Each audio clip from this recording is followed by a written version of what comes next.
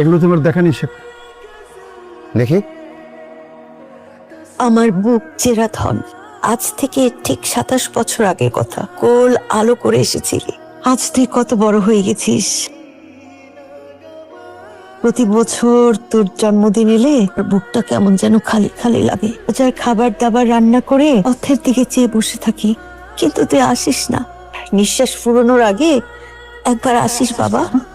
আমার মা কোথায়? তোর মা তোর ছোটবেলায় মারা গিয়েছে, সেটা তো তুই জানিস। বাবা, ক্যান আই এক্সপ্লেইন? প্লিজ বাবা, এই মিথ্যার উপর আমার জীবন চলে যাচ্ছে। আর কোনো মিথ্যা না। এছাড়া আমার কোনো বিকল্প ছিল না বাবা। তোর মা তখন মানসিকভাবে এমন বিপর্যস্ত ছিল, আমি চাইনি যে তার প্রভাবটা তোর উপরে পড়ুক। তোর বেটারমেন্টের জন্যই করেছি বাবা। মিউচুয়াল আন্ডারস্ট্যান্ডিং এর মাধ্যমে কিন্তু ডিসিশনটা নিয়েছিলাম। মা ছাড়া সন্তানের বেড়ে ওঠা কখনই বেটারমেন্ট না। আমি চলে যাচ্ছি মায়ের কাছে। মাকে গিয়ে বলবো আমি তোমার সন্তান, তুমি মানসিকভাবে বিপর্যস্ত হতে পারো, কিন্তু আমার মা। চাচি, আমিন সাহেবের বাসাটা চিনেন? না গো বাজান।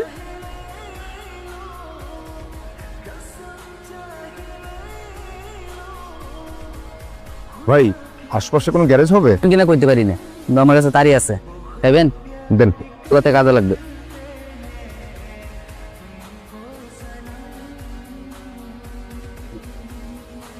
আছে আছে। এই নবকস আমাকে পরিরে রাখছো? ঢাকা থেকে আসছি, আমি এখানকার কাউকে চিনি না। সত্যিকার কথা, ঢাকাতে কি লেগেছিস? আমি আপনারা যখন আসছেন একটা হেল্প করেন না? যেতে পারে, গাড়িটা বান্ধে।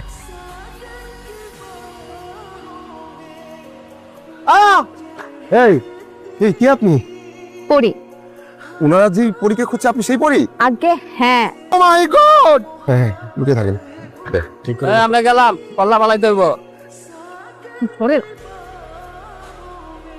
আপনার সাহস তো কম না। আপনি যে গাড়িতে উঠলেন, আপনার ভাইরা যদি আমার কল্লা কাটে?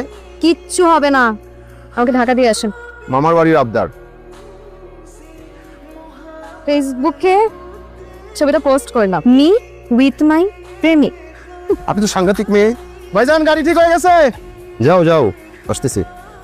পরি আপা না, এখনই বাইরে কল দিতেছি। পরি আপাতে এবার তার প্রেমিকের সাথে পালাইছে।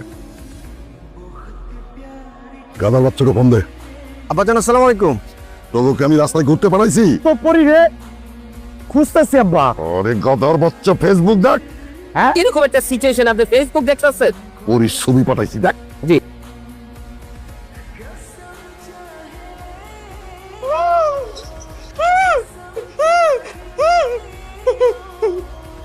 আমি আপনারা কল দিতে গেছিলাম, আর ওই খাসরের বাচ্চা আমার বাড়িতে ধুয়ে গেছে। ওরা চোখ পালান ডিসকাউন্ট আছে, যাও খেলি।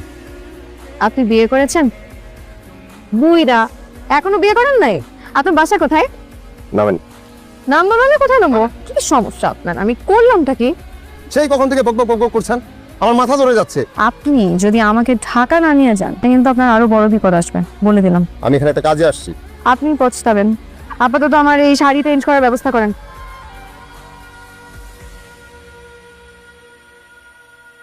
কেউ আছেন? জি, উজমা বেগম আছেন? না, এই নামে এই বাড়িতে তো কেউ থাকে না। এই ঠিকানা থেকে আমার কাছে প্রতি বছর চিঠি আসে। ধন্যবাদ। উনি কি আপনাকে বাজে কিছু বলছে? সব বিষয়ে আপনাকে জানতে হবে কেন? সব বিষয়ে নাক গলাচ্ছেন। আপনি আমগো উপর ভরসা রাখেন আব্বা, সময় লাগবো। দেখবেন 2 দিন পরে ঠিকই ফিরে আসবে। ওরে সারা বাড়িটা কেমন ফাঁকা ফাঁকা লাগতেছে। ওরে বিয়ে দিলে কিভাবে থাকবেন বলেন? মেয়েটা কোথায় আছে, কি করতেছে? আপনার ভাইরা এমন কেন? বাংলা সিনেমার ভিলেনদের মতো। ভাইরা অনেক বোকাশোকা। আপনি জানতে চাচ্ছিলেন না আমি কেন এখানে এসেছি? আমার মাকে খুঁজতে। আপনার মা কি রাগ করে চলে আসছেন? ছোটবেলায় মা মারা গেছে, এটা জেনেই বড় হয়েছে। একটা জীবন কেটে গেল মিথ্যার উপর। আসলে আমার অবস্থাও একই রকম। আমাকে জন্ম দেওয়ার পর মা মারা যায়। আমার মা যদি বেঁচে থাকতেন, আমাকে না এতটা ভালোবাসতো না যতটা আমার ফুপু আমাকে ভালোবাসে। উনি আপনার মা? আপনি আমার ব্যাগে হাত দিয়েছেন কেন? রাতে ঘুমানোর সময় আপনার ব্যাগটা নিয়েছিলাম মাথার নিচে দেওয়ার জন্য। আপনি আমার সাথে চলেন আপনার মায়ের কাছে। এটা মস্করা করার ব্যাপার না। আমি সত্যিই জানি আপনার মা কোথায় আছেন। কোনোভাবে আপনি তাদের কাছে আপনার নিজের পরিচয় দেবেন না। ওরা মানুষ খুব একটা সুবিধার না। আপনার পরিচয় যদি জানি, আপনার গলাটা কেটে গাঙে ভাসিয়ে দিবে। আমি অচিরে ক্ষমতা বলে দিতেছি। ওই জ্বর আইছে আব্বা। আইছেন রে। এইবারের মায়ের এলো তুই পালাইছো। ভাইজান ওরে আমরা আদর দিয়ে দিয়ে মাথায় তুলছি। বাবা তোমরা ভুল বুঝতেছো, এরকম কিছু না, ওনার সাথে আমার কোনো সম্পর্ক নাই। থামো।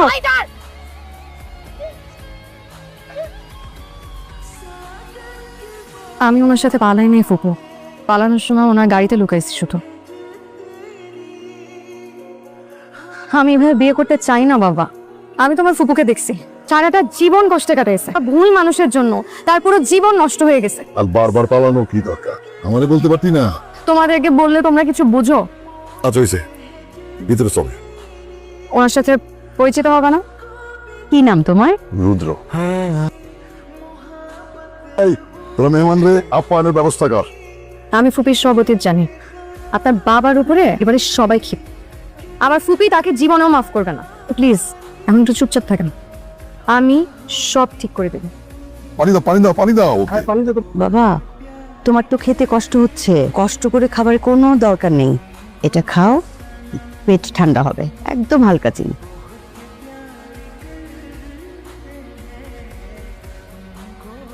এই এত রাতে এনে কি করছ তুই? ফুপুর রুমের সামনে কি কাজ তোর? চুরি করার ধান্দা? ভাইজান কি হইছে? ফুপুর ঘরেতে চুরি করার লেগা এনে পাইচারি করতেছে। ওটা ঘুমের মধ্যে হাঁটার অভ্যাস আছে, রোগ একটা। এই। নতুন জায়গায় আসছে তো এই কারণে আরো বেশি সমস্যা হয়। ওই আমগো তিন বাইরে কি তোর বলদ মনে হইতাছে? এই যে আবার ঘুমের মধ্যে হাঁটতেছে। হ্যাঁ কি আরে দুনিয়া এত রূপ, এই রূপটা হইলি বলা। এখন সোজা যাবেন, সোজা যে ডানে রুমে যে ঘুমায় যাবেন। আমি রেডি হয়েছো? হ্যাঁ। ওদিকে যাও, দেখো কারো কোনো হেল্প লাগবে কিনা।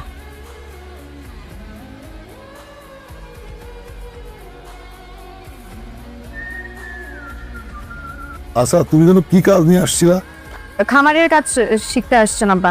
আসলে কৃষি কাজ শিখতে। হ্যাঁ উনি কৃষি কাজ নিয়ে গবেষণা করেন তো। তাইলে ওরে আমরা কাম শিখাই। শিখা শিখা। এই ঠিক করে কাজ কর, এদিকে কাটো। আমার উপস্থিত বুদ্ধি দেখছেন?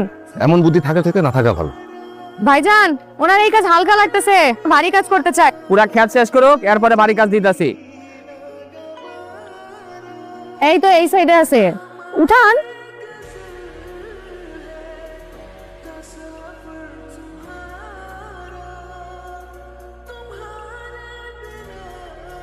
আসবো? জি। অয়েল দিতে এলাম, আমার ওখানটায় রেখে দাও। ঠিক আছে থাক। আপনি রাতে খেয়েছেন? মুরব্বী মানুষ হয়ে গেছি তো, আমাকে এখন আর কেউ জিজ্ঞেস করে না।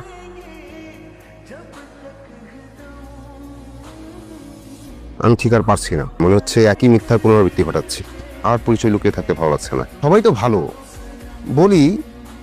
কি হবে দেখবেন, উপু আর ফুপারে কি আরেকবার মিলাই দেওয়া যায় না? তারা নতুন করে দেখা। তুই কি বুঝা গেছস না বুঝা গেছস? তুই যদি ওই অভিশপ্ত মানুষদের কথা আরেকবার বলছস তোর একদম জানে মেরে ফেলামু। আমি খালি দেখলাম যে তোমরা কি করো, তোমরা পাস করছো, আমি তোমাদেরকে এখানে কাইটা ফেলতাম। এই সামান্য কারণে আপনি বারবার বিয়ে থেকে পালিয়ে যান। বিয়েটা করে ফেলেন। তো সঠিক মানুষের অপেক্ষায় ছিলাম, পেয়ে গেছি বোধহয়। কেসে গাধা।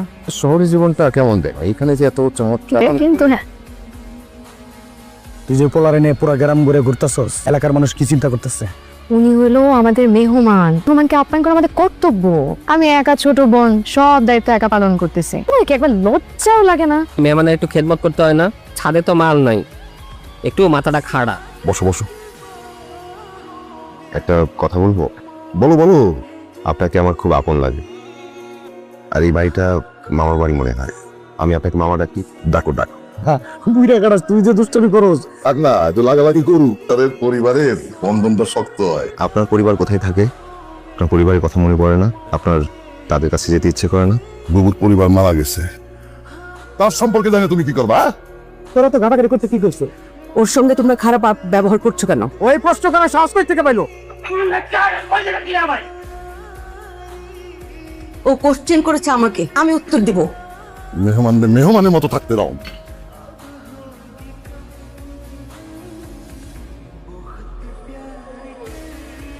বাবা তোমার মন খারাপ? আপনাকে কষ্ট দেওয়ার জন্য দুঃখিত। আসলে আমার কপালটাই পোড়া। আমারও একটা পরিবার ছিল, নিজে হাতে সংসারটা সাজিয়েছিলাম। 1.5 বছর পরে কোল জুড়ে ফুটফুটে আমার সন্তান এলো। কি মায়া, কি মিষ্টি গন্ধ। গুরুতর মানসিক স্বাস্থ্য সমস্যা দেখা দেয়। ওনার ক্ষেত্রে এমনটাই হয়েছে। পোস্টপার্টাম বাইপোলার ডিসঅর্ডারের লক্ষণগুলো দেখা যাচ্ছে। উনি অতিরিক্ত উত্তেজিত হয়ে আছেন, আবার কখনো দেখবেন অল্পতেই উনি খুব হতাশায় ডুবে যাচ্ছেন।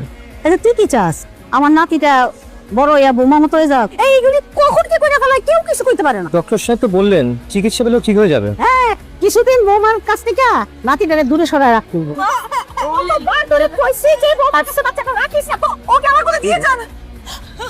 কয়েকটা দিন মেডিসিন নাও, সব ঠিক হয়ে যাবে। তুমিও আমাকে পাগল ভাবছো? আপনার সন্তান যেমন আপনার কাছে খুব আদর, আমার সন্তান ঠিক তাই। আপনার থাকেন আপনার সন্তান নিয়ে।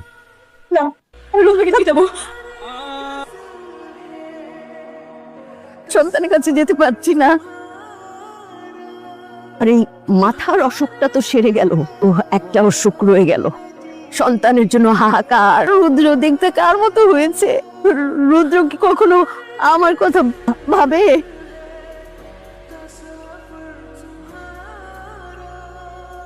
মা,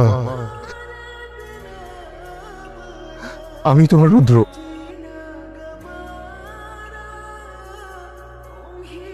আমি তোমাকে খুঁজতে খুঁজতে এখানে এসেছি। পাপন, তুমি তো প্রতি বছর আমাকে চিঠি পাঠাতে, কিন্তু আমি কখনোই তোমার চিঠি পাইনি মা। আমি তো জানতাম আমার মা মারা গেছে। আমি মায়ের আদর থেকে বঞ্চিত হয়েছি, আমি মায়ের অভাববোধ করেছি। এখনো কি তুই আমার উপরে রাগ বাবা? তোমার উপর আমার অনেক রাগ। 27টা বছর তুমি একজন মাকে তার সন্তান ছাড়া রেখেছো, একজন সন্তানকে তার মায়ের আদর থেকে বঞ্চিত করেছো। তুমিও 27 বছর তোমার সন্তান ছাড়া থাকবে।